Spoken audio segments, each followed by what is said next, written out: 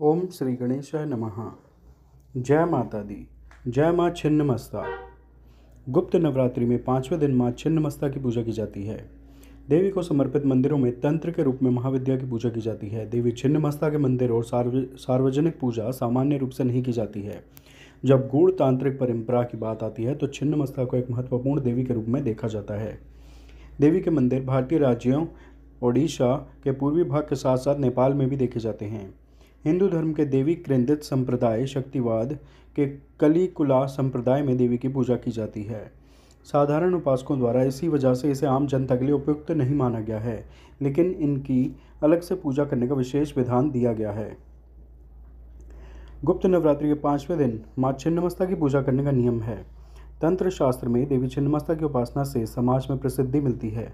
पूर्वी भारत जैसे पश्चिम बंगाल, झारखंड और उत्तर प्रदेश और नेपाल में इनकी विशेष रूप से पूजा की जाती है। छिन्नमस्ता की पूजा में यदि कोई कमी की जाती है तो वह विपरीत फल देने वाली भी होती है। यही कारण है कि आम लोगों के लिए इनकी साधना को उपयुक्त नहीं माना गया है। देवी छिन्नमस्ता की पूजा करने से मनुष्य को समाज में सम्मान और प्रतिष्ठा प्राप्त होती है और साथ ही सुख और समृद्धि का वरदान मिलता है। माँ छिन्नमस्ता की पूजा करने से मनसूही न केवल अपनी यौन ऊर्जा को नियंत्रित कर सकते हैं बल्कि आध्यात्मिक ऊर्जा को भी बढ़ा सकते हैं। देवी अपने साधक को ज्ञान, समृद्धि, विजय, स्वास्थ्य और धन का आशीर्वाद देती हैं। छिन्नमस्तिका पूजा उन लोगों के लिए बहुत प्रभावी है जो बांझपन, यौन रोग और ऋण से संबंधित समस्याओं का सामना कर रहे हैं। माँ छिन्नमस्ता की पूजा व्यावसायिक हानि से उबरने में भी मदद करती है।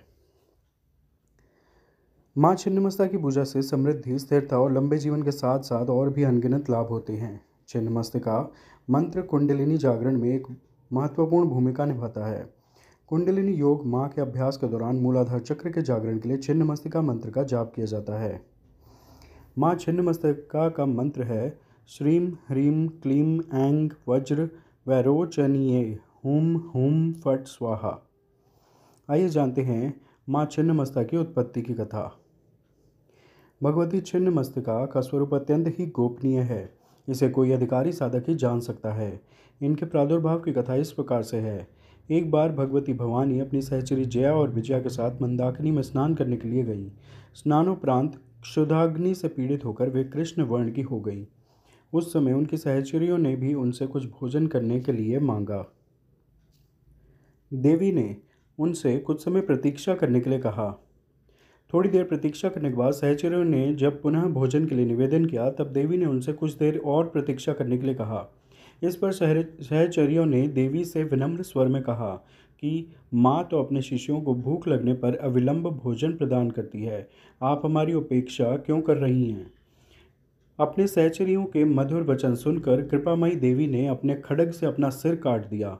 कटा हुआ सिर देवी के बाएं हाथ में आ गिरा और उनके कबंध से रक्त की 3 धाराएं प्रवाहित हुईं।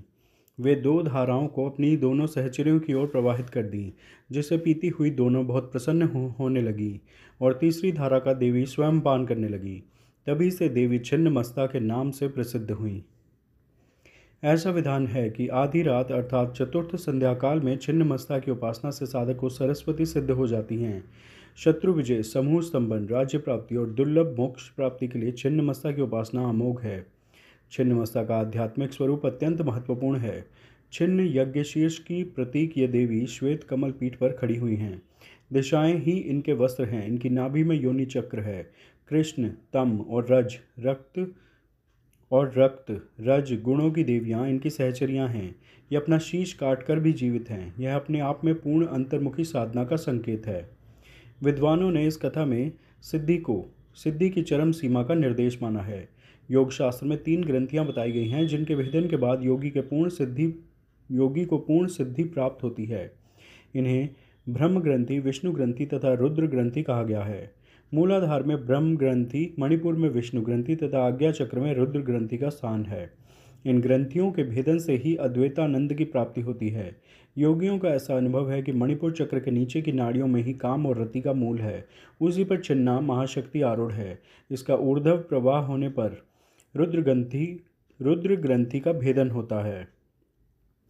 छिन्नमस्ता का वज्र वैरोचनी नाम शाक्तों, बौद्धों तथा जैनों में समान रूप से प्रचलित है।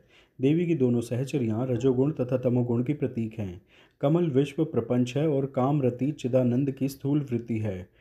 बृहद बृहदारण्य की अश्वशिर विद्या, शाक्तों की हयग्रीव विद्या तथा गाणपत्यों के छिन्न शीर्ष गणपति का रहस्य भी छिन्न मस्ता से ही संबंधित है।